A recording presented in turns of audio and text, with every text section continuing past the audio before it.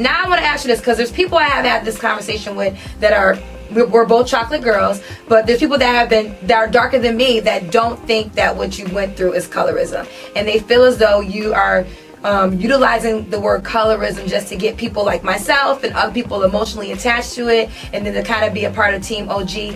What do you say to the people that don't feel as though you went through colorism? They're entitled to their feelings, okay? But what those people don't have is an analyzation firsthand. You're not there the entire time for the X amount of hours and minutes we are filming. You get a condensed version of what is portrayed based off of whose narrative. It's not my narrative. I don't have executive producer on the back of my name. I don't have an influence on the cast or to be a part of the team where I get to say, ooh, cut out this part where my stomach looks fat and put a highlight on my face right here. And you know what? I did kind of act out of turn, because there were plenty of times where other cast members who look like they're innocent wild out and you never saw it. Perfect example. If I'm so aggressive, wouldn't you have more of an array of instances where, here we go, here's another thing. If that's the narrative you wanted to go, cool. You like it, I love it. You want to paint me as an aggressor. Where's the footage? The one footage they chose to show was one time I got up and I went to address Phoebe, okay? And what was happening prior to that moment? You only had 2 seconds of footage, but where is the lead up? Do you think that people will wake up and say, I'm gonna come into set and just fuck this shit up and just, I'm gonna cuss her out? No. I was so quiet while I was demeaned, while my ethnicity was demeaned. I was called gorilla, I was called monkey, I was called ugly. My man was called gorilla and Phoebe, okay? And the ensemble cast was there present. So I would have loved to have seen that entire scene so that everyone else would understand this is not, oh, jump on Team OG, I'm not trying to invoke anything. I point out what I see, what my observation is, and you can either agree or disagree. It doesn't matter. I know my version of what happened because I was physically there the entire amount of time this took place. I know what blood was shed against that word. That word was not a positive word. We just, as the Black community, have the wherewithal and the swag to change it into something positive. That does not give you the green light to use it. Me personally, I choose not to use it off of all the people from my ancestors who lost their lives to fight against that word. Now, if you choose to use it, you get a pass because you're Black. You get a pass because you're from that generation, that bloodline who suffered and died because of that word. If you don't know what it's like to actually walk in my shoes, you are not allowed to use that word. Not in my presence, not in the vicinity, not in a text, not ever. And because I choose not to use that word, I'm trying to set an example for other Black people to get that word out of their vocabulary as well. Our experiences are. But is it safe to say that you don't like Afro-Latino people saying it? Because I felt as though Evelyn saying she was Afro-Latino, it was the past that I can say the N-word. It was a pass, and here's what I will say to that.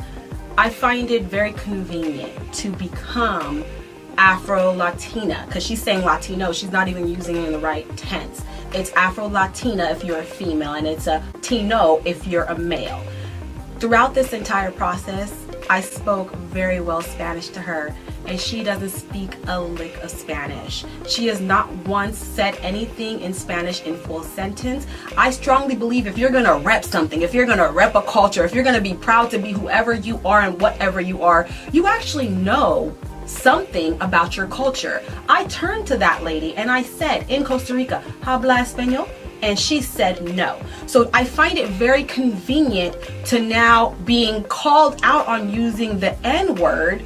Now you know if I say this, then it makes it okay to this group of people, therefore they're not gonna turn on me. Right.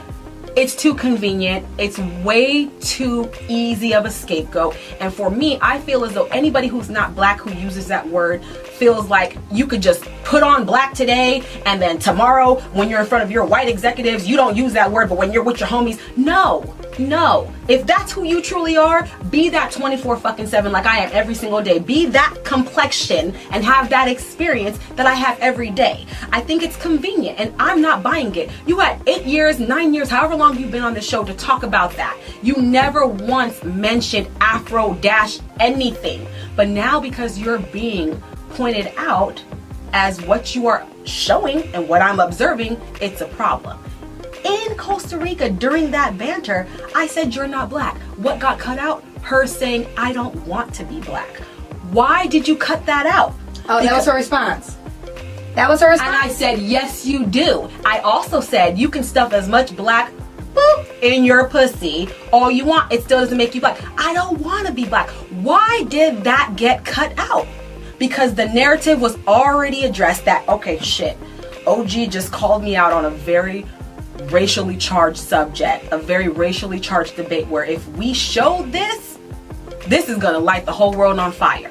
So how come to all the other girls who obviously are experiencing this and they heard it too, how come they don't come forward? Because I feel like the cast doesn't, at least what I'm seeing, besides Cece and then, you know, Jackie, it seems like the other girls don't see your point of view. Oh no, how come all the disciples didn't come forward when Jesus was getting hung? You feel me? They want to what? Save their own ass. This is a dog-eat-dog world. Every woman and man for themselves. I'm not expecting anybody to stick their neck on the line for me. What I expect people to do is what is asked of you within your scope of your job description and do what's right. And if right is right, wrong is wrong. But not everybody has that same core morale. Okay? Everybody's trying to hold on to what? Their check, their job, their livelihood. You could take every freaking materialistic thing from me today, take my bank account, and I'll still survive. Why? Because there's more to me than money. There's more to me than designer clothes, designer cars. Do I like nice things? Absolutely. I am human and I have my own vices. But what I don't do is stand behind while somebody else pulls a trigger and pretend like I didn't see that bullet come out that gun and kill somebody. I'm an advocate. I'm a person who stands up for what I believe in. I'm somebody who is going to earn a ticket up here, not down here because of money. You see what I'm saying? You got to keep your soul intact. Oh, it's very simple. Colorism. Okay, let's go. We got a quarter. We got a nickel. We got a dime. Bomb. Very notable presidents that were worthy enough to be on a quarter, a nickel, and a dime to be immortalized in all of history. All of them are there. We got a penny. A very notable president, right? Lincoln, who was also known for what? His advocacy of slavery, abolishing slavery, his advocacy of freeing black African slaves and allowing them to live a normal life, his advocacy of making sure they're not considered 1/3 or 3/8 or whatever you wanted to say we were considered as human beings. We were never a whole human being. But if you look closely, he is the only president facing the other direction. So when you ask me a question about colorism, pull out the coins in your pocket and answer that question for yourself. These people were here before I was born. Right. Why do they have them facing this way on a silver coin and this person who was definitely for the people, black people, facing the opposite way? They wanted to make sure in history he went down as a shameful person, having their backs turned to this guy because he was standing up for black rights. Allegedly. And then also the penny is the least most valuable out of all of it. Valuable. The least most valuable.